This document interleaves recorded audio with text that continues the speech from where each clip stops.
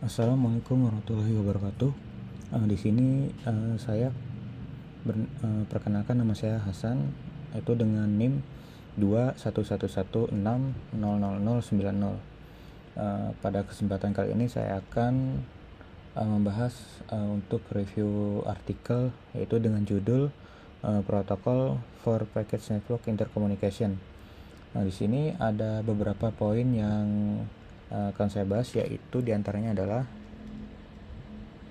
yang pertama ada network, kemudian package, gateway, protokol, data, proses, interface, communication, packet switching, dan terakhir ada host or process. Di sini yaitu adalah protokol yang mendukung berbagai sumber daya yang ada di jaringan packet switching yang berbeda kemudian disajikan. Selanjutnya, protokol menyediakan variasi dalam ukuran paket jaringan individu, kegagalan transmisi, pengurutan, kontrol aliran, pengecekan kesalahan ujung ke ujung, dan juga pembuatan serta penghancuran koneksi proses ke proses yang logis. Jaringan komunikasi package mencakup mekanisme transportasi untuk mengirimkan data antar komputer atau antara komputer dan terminal. Kemudian untuk membuat data bermakna, yaitu komputer dan terminal berbagi protokol yang sama. Di sini seperangkat konvensi yang disepakati. Selanjutnya, protokol ini hanya mengatasi masalah komunikasi pada jaringan yang sama. Dalam artikel ini disajikan yaitu desain dan filosofi protokol yang mendukung berbagai sumber daya yang ada di jaringan packet switching yang berbeda. Setelah pengenalan singkat tentang masalah protokol, di sini jelaskan fungsi gateway sebagai antarmuka antar jaringan dan juga mendiskusikan perannya dalam protokol. Meskipun banyak yang berbeda dan kompleks harus dipecahkan dalam desain jaringan packet switching individu. Masalah ini secara nyata diperparah ketika jaringan yang berbeda saling berhubungan. Kemudian sebuah jaringan packet switching khas yang terdiri dari satu set sumber daya komputer yang disebut host, satu atau lebih packet switch yang dikumpulkan media komunikasi yang menghubungkan packet switch.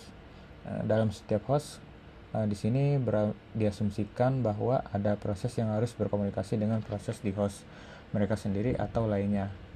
Proses-proses ini umumnya merupakan sumber dan tujuan utama data dalam jaringan. Selanjutnya, biasanya dalam jaringan individu terdapat protokol untuk komunikasi antara sumber dan proses tujuan. Hanya proses sumber dan tujuan yang memerlukan pengetahuan tentang konvensi ini agar komunikasi dapat berlangsung. Proses dalam dua jaringan yang berbeda biasanya akan menggunakan protokol yang berbeda untuk tujuan ini. Ensemble packet switch dan media komunikasi kemudian disebut subnet packet switch. Dalam subnet packet switch ini data dengan ukuran maksimum tetap diterima dari host sumber, kemudian bersama dengan alamat tujuan yang diformat dan digunakan untuk merutekan data dalam mode store dan forward. Selanjutnya, waktu pengiriman untuk data ini biasanya bergantung pada parameter jaringan internal seperti kecepatan data media komunikasi, strategi buffering, dan pensinyalan. Selanjutnya, perutan, penundaan, propagasi, dan lain-lain. Jaringan packet switch individu mungkin berbeda dalam implementasinya sebagai berikut. Kemudian hal ini membutuhkan pengembangan prosedur pengaturan waktu internetwork yang cermat untuk memastikan bahwa data dapat berhasil dikirimkan melalui berbagai jaringan. Artikel yang disetujui oleh Associate Editor for Data Communication dari AAA Communication Society untuk publikasi tanpa presentasi lisan. Akan sangat nyaman jika semua perbedaan antara jaringan dapat diselesaikan secara ekonomis dengan antarmuka yang sesuai pada batas jaringan. Di sini pertimbangan ekonomi dan teknis mengarahkan untuk memilih antarmuka yang sederhana dan juga dapat diandalkan mungkin dan atau terutama menangani data yang melewati antar jaringan yang menggunakan strategi packet switching yang berbeda. Pertanyaannya yaitu di sini muncul, apakah antarmuka harus memperhitungkan perbedaan host atau protokol pada tingkat proses dengan mengubah konversi sumber menjadi konversi tujuan yang sesuai. Nah, di sini dijelaskan jika ingin mengizinkan konversi antara strategi packet switching pada antarmuka, kemudian untuk mengizinkan interkoneksi jaringan yang ada dan yang direncanakan, namun kompleksitas dan perbedaan dari host atau protokol tingkat proses pembuatnya diinginkan untuk menghindari transformasi di antara mereka pada antarmuka. Bahwa jika transformasi ini selalu memungkinkan. Sebaliknya, yaitu protokol tingkat proses dan host yang kompatibel harus dikembangkan untuk mencapai berbagai sumber daya interwalk yang efektif. Selanjutnya, alternatif yang tidak dapat diterima adalah untuk setiap host atau proses untuk mengimplementasikan setiap protokol yang mungkin diperlukan untuk berkomunikasi dengan jaringan lain. Oleh karena itu, di sini dalam artikel ini berasumsi bahwa protokol umum akan digunakan antara host atau proses di jaringan yang berbeda, dan antarmuka antar jaringan harus mengambil peran sekecil mungkin dalam protokol ini. Hal ini mudah dicapai jika dua jaringan saling terhubung seolah masing-masing adalah host ke jaringan lain, tetapi tanpa memanfaatkan atau menggabungkan transformasi protokol host yang rumit. Dengan demikian, jelas bahwa antar jaringan harus memainkan peran sentral dalam pengembangan strategi interkoneksi jaringan apapun. Nah, di sini memberikan nama khusus untuk antarmuka ini yang melakukan fungsi-fungsi ini dan juga menyebutnya sebagai gateway. Tanggung jawab untuk merutekan data dengan benar berada di gateway.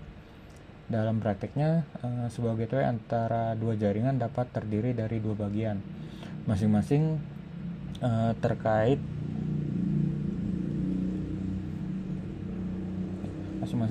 dengan jaringannya sendiri. Selanjutnya, dimungkinkan untuk mengimplementasikan setiap setengah dari gateway sehingga hanya perlu menanamkan paket internetwork dalam format paket lokal atau mengesaknya. Kemudian mengusulkan agar gateway menangani paket internetwork dalam format standar, tetapi tidak mengusulkan prosedur transmisi tertentu antara bagian gateway. Di sini ditelusuri aliran data melalui jaringan yang saling terhubung. Kemudian diasumsikan bahwa paket data dari proses X memasuki jaringan A ditujukan untuk prosesnya di jaringan C. Alamat Y awalnya ditentukan oleh proses X dan alamat gateway M diturunkan dari alamat proses Y. Kemudian dibuat tidak ada upaya untuk menentukan apakah pilihan gateway dibuat oleh proses X, hostnya, atau salah satu saklar package di jaringan A. Paket melintasi jaringan A hingga mencapai gateway M. Kemudian pada gateway, paket diformat ulang untuk memenuhi persyaratan jaringan B. Unit aliran antara A dan B diperhitungkan, dan gateway mengirimkan paket ke jaringan B. Di sini sekali lagi penurunan alamat gateway berikutnya dilakukan berdasarkan alamat tujuan Y. Dalam hal ini gateway N adalah yang berikutnya atau seterusnya. Dan menurut saya protokol jaringan memiliki sebuah pelaran atau aturan yang mengatur dan mengizinkan terjadinya hubungan, komunikasi, dan perpindahan data antara dua atau lebih komputer. Selanjutnya fungsi lain dari protokol yaitu adanya enkapsulasi, connection control, flow control, error control, fragmentasi, assembly, dan transmission service. Serta juga sistem protokol dalam jaringan ini menentukan aturan yang perlu ditaati oleh pengirim serta penerima agar hubungan jaringan berlangsung dengan baik. Terima kasih untuk sekian review artikel dari saya. Assalamualaikum warahmatullahi wabarakatuh.